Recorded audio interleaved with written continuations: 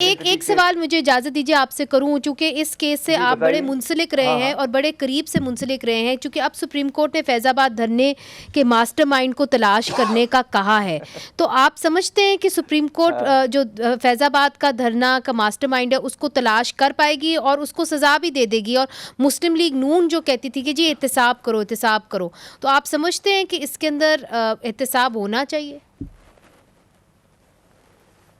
ہمارے بہاؤالدین زکریا ملتانی ایک بزرگ ہیں بہت بڑے نا، 800 سال پہلے، ان کا ایک داماد تھا فخر الدین عراقی، اس کا بہت خوبصورت شعر ہے کہ جب مشرف کا کیس چل رہا تھا نا تو مجھ سے صحافی پوچھتے تھے ہاں بھائی کیا ہوگا، عدالتیں کیا کریں گی، تو میں نے تو ان سے یہ گزارش کی تھی کہ عراقی کا یہ شعر ہے کہ میں فارسی میں ترجمہ اردو میں ترجمہ کر دیتا ہوں کہ اے محبوب تو نے اپنے ہاتھ میں خنجر اٹھایا ہوا ہے، تو میرا ہی سر کاٹے گا، دشمنوں کے ساتھ سروں تک تو نہیں پہنچتا۔ بھائی یہ معاملات پاکستان میں اس طرح کے ہیں، میرا نہیں خیال ہے کہ ابھی Pakistan socio political judicial legal اس سطح پہ پہنچ چکا ہے، تو ابھی احتساب کا وقت نہیں ہے، آپ کہہ رہے ہیں ابھی احتساب کا وقت میرا نہیں نہیں ہے؟ خیال کہ ہوگا،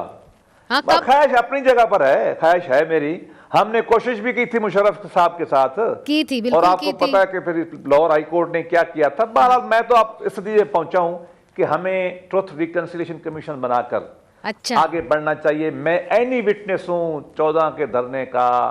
اور دھرنوں کا اینی وٹنس ہوں، اور میرے سارا اینڈلزم کچھ میرا دھیما پڑ گیا ہے۔ اب میں یہ کہتا ہوں کہ اگر کوئی آ کے کنفیس کر دے جیسے ساؤتھ افریقہ میں ہوا تھا، تو ہمیں تاریخ کو آگے بڑھانا چاہیے۔ اچھا، مگر کنفیس کرنے والے کنفیس کریں گے کہ نہیں، یہ بہت بڑا سوال ہے ٹروتھ اینڈ ریکنسیلیشن یہ بھی ایک مشکل سوال ہے، میں تو خواہش کا اظہار کر سکتا ہوں۔ آپ نے پیشکش کر دی،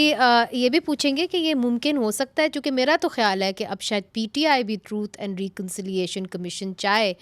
یہ ہو سکتا ہے؟ اور کیا سارے سیاستدان ایک پیج کے پر آ سکتے ہیں؟ اگر آ گئے تو پھر جمہوریت سٹینڈز اے چانس۔